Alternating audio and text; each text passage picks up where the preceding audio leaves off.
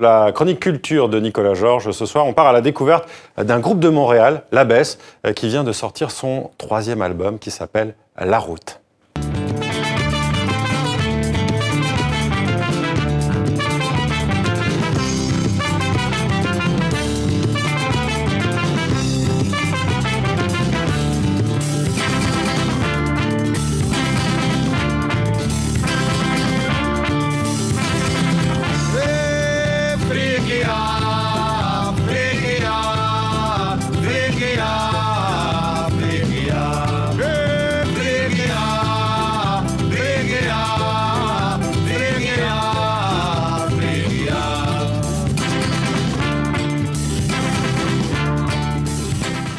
Bonjour Nicolas. Bonsoir Marion. On démarre donc avec votre coup de cœur musique de la semaine. Il s'agit donc du groupe québécois l'Abbesse qui sort un 3e album. Et c'est très chouette. Hein, oui, une fusion de rumba gitane, de flamenco et de musique traditionnelle d'Afrique du Nord. Une invitation au voyage et à l'évasion. On retrouve des influences de Cesaria Evora, de Bob Marley ou encore d'Anushka Shankar. Les textes parlent d'évasion, de déracinement, d'exil, mais aussi bien dans ses joies que dans ses peines. Je vous propose justement de réécouter un extrait de cet album, mais aussi Nedjim Bouizoul, le chanteur et compositeur du groupe.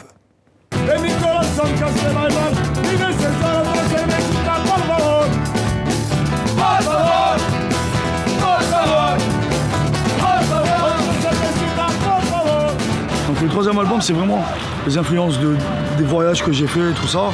Donc entre autres Colombie, Palestine, j'ai été un peu partout là, j'ai vadrouillé. Europe aussi. En fait, je fais vraiment de la recherche de tous les gens du voyage. Donc depuis le début, j'ai commencé avec le flamenco, la rumba et tout ça. Mais là, j'ai découvert que voilà, je fais en fait la traversée inverse. Donc j'ai commencé en Afrique du Nord et je remonte jusqu'en Inde. Donc on va sentir un peu toutes ces influences-là.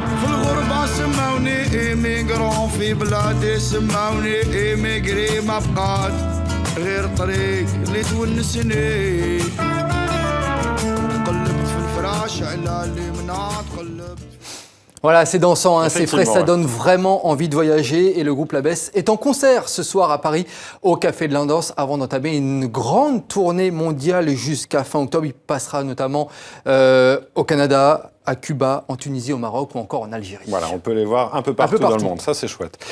Du cinéma, pour continuer, avec la sortie d'un film turc, Les Raisins de l'Espoir, hein, qui nous fait partager le quotidien d'un petit village de Tatars en Crimée, une région turque. Une région turque, absolument. Un village isolé, un petit peu hors du temps. Les habitants voient leurs terres menacées, elles doivent être saisies par l'État. C'est à ce moment-là qu'un instituteur français vient s'installer dans ce village et décide d'aider les habitants. Comment? Réponse dans la bande-annonce, regardez. Biz buralarda üzüm yetiştiremez miyiz? Üzüm mü? Ne üzümü be? Sen ne diyorsun?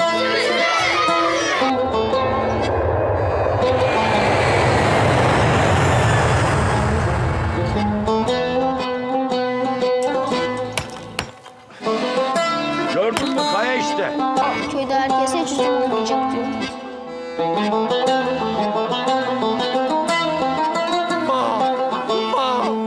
Al işte bak.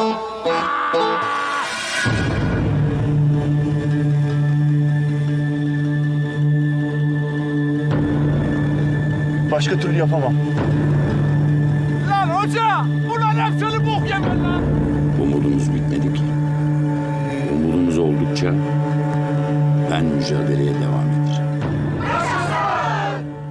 Voilà, hein, faire construire du raisin des vignes, faire pousser des vignes du raisin pour résister. On aura ainsi compris le coup d'œil au roman de John Steinbeck, Les Raisins de la colère.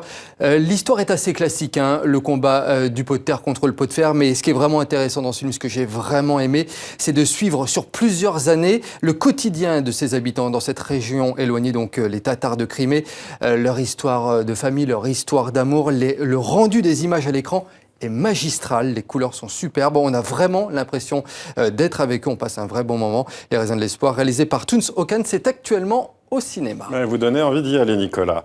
Allez, direction la Suisse à présent avec la 20e édition des Journées photographiques de Bienne. C'est le 20e anniversaire de ce rendez-vous incontournable de la photo en Europe. Pour l'occasion, 20 expositions dans plusieurs lieux de la ville. Le thème cette année, la construction photographique de la réalité. Ces journées, c'est toujours l'occasion de découvrir de belles surprises et de nouveaux talents suisses et internationaux. Les Journées photographiques de Bienne, c'est jusqu'au 22 mai. Et puis Nicolas, ce samedi avait lieu à Paris une vente aux enchères exceptionnelle, on peut le dire, en tout cas en termes de prix, qui a attiré tous les amoureux de Tintin et d'Hergé. Les amoureux de Tintin, on les appelle les tintinophiles. Et l'un des plus grands tintinophiles, ce n'est autre que le chanteur français Renaud. Il mettait d'ailleurs 200 albums ou planches de sa collection de BT aux enchères aujourd'hui. Et une de ces collections, une de ces planches d'albums du Sceptre d'Autocar a été adjugée à plus de 1 million d'euros. C'est énorme. C'est la deuxième fois seulement qu'une planche de Tintin dépasse le million d'euros. C'est énorme, effectivement, pour une vente. Merci Nicolas Georges, on vous retrouve demain. À demain.